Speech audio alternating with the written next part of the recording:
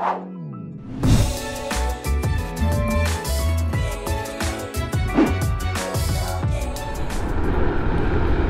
magandang araw mga kababayan. Nandito tayo ngayon sa Obando, Bulacan. Pupunta po tayong Bulacan. Siyempre alam nyo na kung ano yung pupuntahan natin. At siyempre nakakita nyo na rin siguro sa thumbnail. Puntahan natin mga bayan yung New Manila International Airport, no? Dito sa Barangay Taliptip.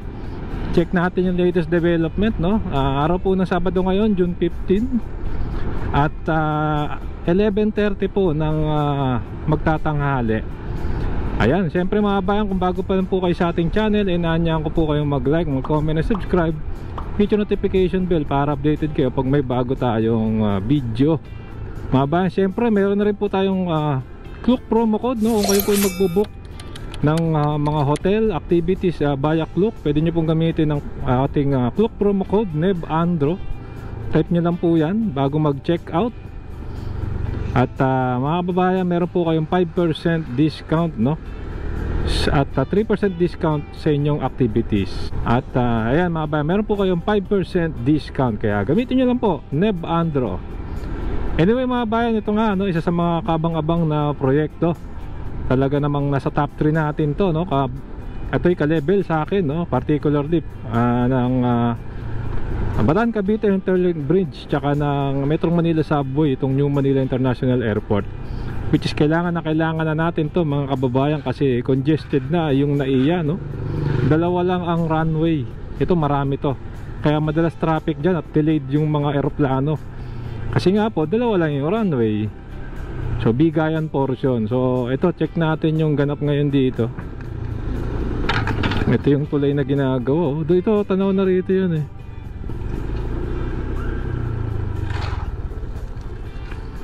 Dito nga kasama, tanaw na rito yung New Manila International Airport. Ayan.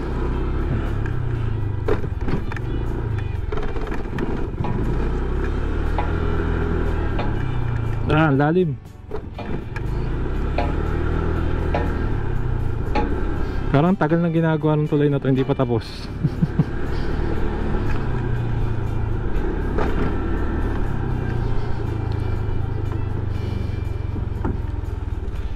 Flood control. Tawiran nga. Tawiran bridge. Tawiran na bridge pa yun, no? Wala nangingisda ngayon, no? Dito kasi may mga nangingisda dati.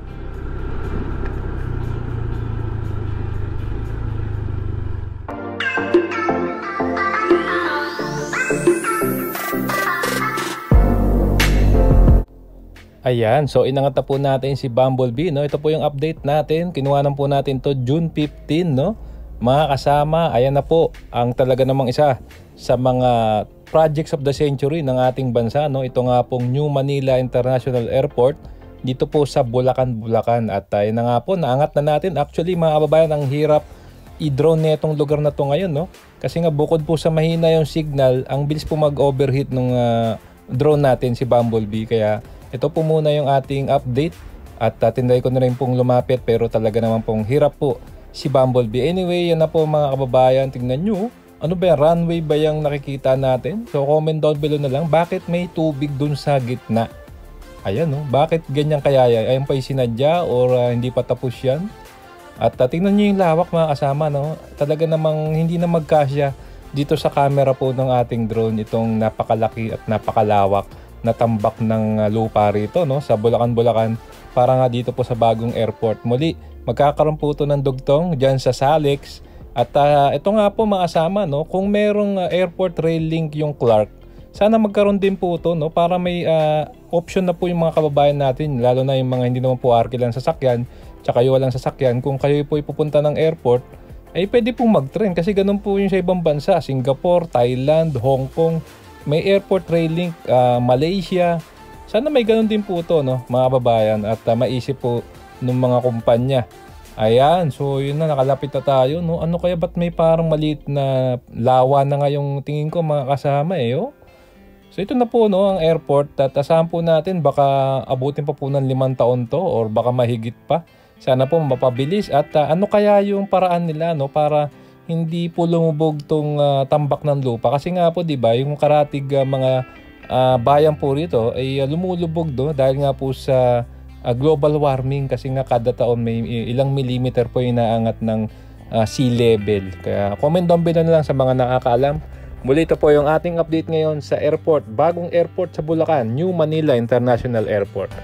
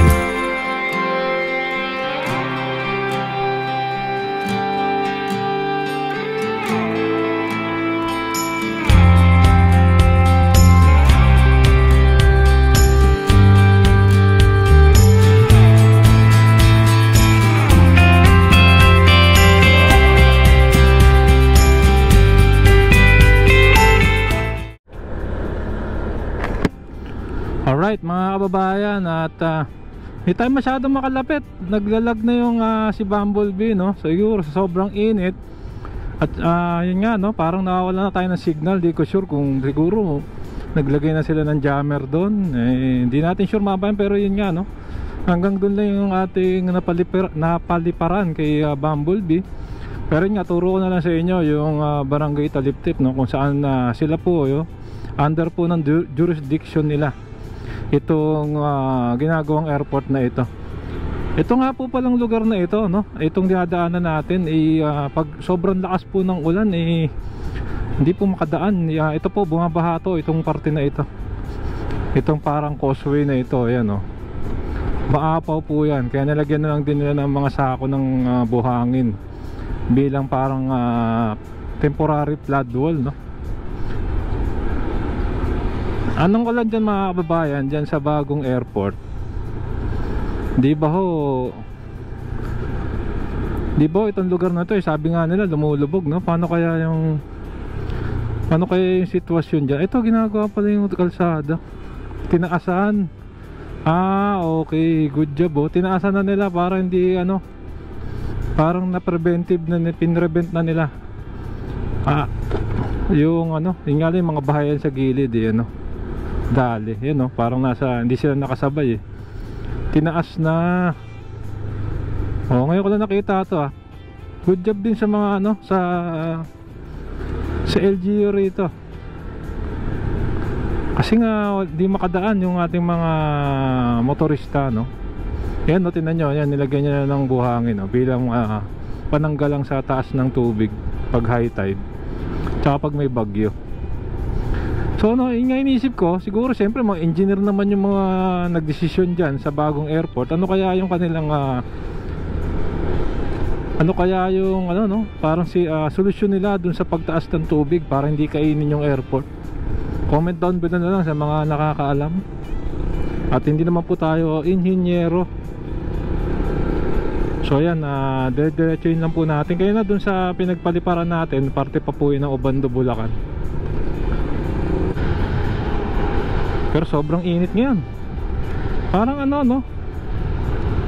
hindi pa rin tapos yung tag-init. Kahit dineclare na ng Pag-asa na tag-ulan na, pag ganito ang init pa rin mga bayan. Iba yung init nya, humid talaga. Pwede na, malapit na tayo ron sa barangay hall ng Barangay Taliptip, Bulacan, Bulacan.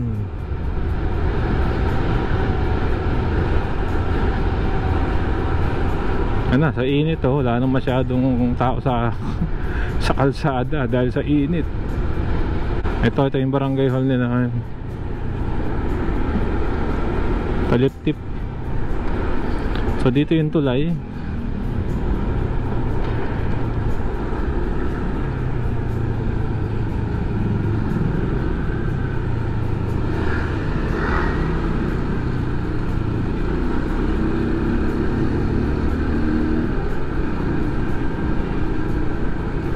Ayan, dito yung tulay.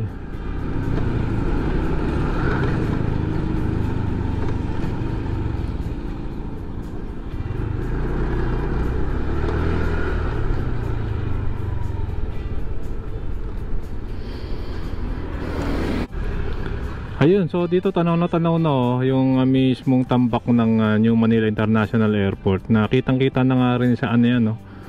Kitang-kita na rin sa Google Maps, mga kababayan. Yung sobrang lawak na ng tambak. At dito sinubukan ni Lodicep TV, no, na lumapit. Yung nga lang malakas yata yung alon nung sinubukan niya. Ayun, no. Next time po pupunta rin tayo rito at susubukan natin makalapit. Pero ngayon mukhang hindi magandang panahon. At sobrang init, mga kababayan. Okay, mga kababayan, hanggang dito na lang, no. Tingin niyo po paano bang technique ng gumagawa ng New Manila International Airport para po hindi sila madali, no, nung pagtaas ng tubig dito. At yun nga po, mga kababayan, kabang-abang to once na ito'y mabuksan at nilalagyan na ng mga construction. Siguro ano pa to, makakasama sa itsura nito 5 taon, mabilis na yung 5 taon dito kung matatapos na. Pero abangan natin yan syempre. At yun, mga kababayan, hanggang dito lang. Kung nagustuhan nyo itong video, kailangan niya ako kayong mag-like, mag-comment, and subscribe with yung notification bell para updated kayo pag may bago tayong video. So mga kasama, maraming pong salamat. Keep safe at malasakit, sarap maglakbay. And see you po sa next vlog update, mga kasama.